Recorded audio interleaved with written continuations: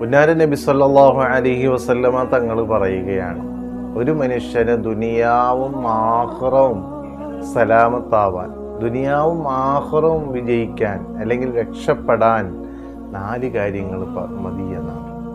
ഒന്നാമത് അള്ളാഹുവിനെ ഓർക്കുന്ന, അള്ളാഹുവിനെ നന്ദി ചെയ്യുന്ന ഒരു ഹൃദയമുള്ളവർ.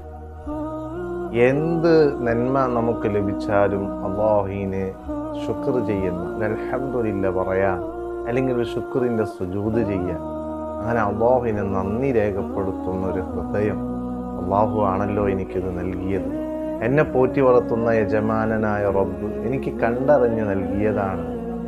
ആരോടും അസൂയയില്ലാതെ, പകയില്ലാതെ, വിദ്വേഷമില്ലാതെ എനിക്ക് നൽകിയത് ഏറ്റവും വലിയ അനുഗ്രഹമാണെന്ന് ചിന്തിച്ച് ആ റബ്ബിനോട് മനസ്സുകൊണ്ട് നന്ദി പറയുന്ന ഒരു മനുഷ്യനുണ്ടോ, അവന് ദുനിയാവിലും ആഖിറത്തിലും വിജയിക്കുമെന്ന് മുത്തുനബി സല്ലല്ലാഹു അലൈഹി വസല്ലം തങ്ങൾ പറയാം. രണ്ടാമത് അള്ളാഹുവിനെ സ്മരിച്ചുകൊണ്ട് ദിക്ർ ചൊല്ലുന്ന നാവുള്ളവർ, അള്ളാഹുവിനെ സ്മരിക്കുന്ന നാവുള്ളവർ, അള്ളാഹുവിനെ ഇങ്ങനെ സ്മരിച്ചുകൊണ്ടിരിക്കുക. അത് ദിക്റിലൂടെ ആയാലും മറ്റു നന്മകളിലൂടെ ആയാലും അള്ളാഹുവിനെ സ്മരിക്കുന്ന നാവ്, ആ നാവുള്ള ആളുകൾ ദുനിയാവിലും ആഖിറത്തിലും രക്ഷപ്പെട്ടവരാണ്. അള്ളാഹു നമുക്കതിനെ തൗഫീഖ് നൽകി അനുഗ്രഹിക്കുമാറാകട്ടെ. മൂന്നാമത് മുത്തുനബി സല്ലല്ലാഹു അലൈഹി വസല്ലം തങ്ങൾ പറയാണ്, എന്ത് പ്രതിസന്ധി വന്നാലും, പരീക്ഷണങ്ങൾ വന്നാലും, പ്രയാസങ്ങൾ വന്നാലും ക്ഷമിക്കാനുള്ളൊരു മനസ്സ് ഉണ്ടായിക്കഴിഞ്ഞാൽ അവൻ ദുനിയാവിലും ആഖിറത്തിലും വിജയിച്ചവനാണ്.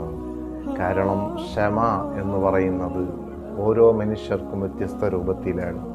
പരീക്ഷണങ്ങൾ വരുമ്പോൾ ക്ഷമിക്കുക, അതാണ് ഏറ്റവും വലിയ ക്ഷമ.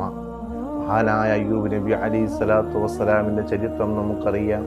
ഒരുപാട് മഹാന്മാര് തീച്ചൂളയിലൂടെ സഞ്ചരിച്ച് മുന്നോട്ട് വന്നപ്പോൾ ധാരാളം പരീക്ഷണങ്ങൾ ഉണ്ടായിട്ടുണ്ട്. സയ്യിദുനാ ഇബ്രാഹിം നബി അലൈഹിസ്സലാം, അതുപോലെ പ്രവാചകന്മാർ ഓരോരുത്തരും പരിശോധിച്ച അവസാനം മുത്തുനബിയുടെ ജീവിതം തന്നെ പരിശോധിച്ചാൽ പരീക്ഷണങ്ങൾ നിറഞ്ഞതായി കാണാം. പക്ഷേ ക്ഷമിച്ചും സഹിച്ചും അവർ ഈമാനികമായ അവരുടെ ശക്തി പ്രകടിപ്പിച്ച് മുന്നോട്ട് വന്നു. അത് ദുനിയാവിലും ആഖിറത്തിലും വിജയിക്കാനുള്ള ഒരു വഴിയാണ്. അല്ലാഹു തൗഫീഖ് നൽകുമാറാകട്ടെ. നാലാമത് മുത്തുനബി പറയാണ്, നമ്മുടെ ജീവിതത്തിൽ നമ്മുടെ കൂടെ ഉണ്ടാകുന്ന പ്രിയ സഖിയായ, അല്ലെങ്കിൽ നമ്മുടെ ഇണയായ ഒരു ഭാര്യ, ആ ഭാര്യ സ്വാലിഹത്തായി കിട്ടിയാൽ, സ്വാലിഹായ ഒരു ഭാര്യയെ നിങ്ങൾക്ക് ലഭിച്ചാൽ നിങ്ങൾ ദുനിയാവിലും ആഖിറത്തിലും വിജയിച്ചവരാണ്. അല്ലാഹു നമുക്ക് ഭാഗ്യം നൽകട്ടെ.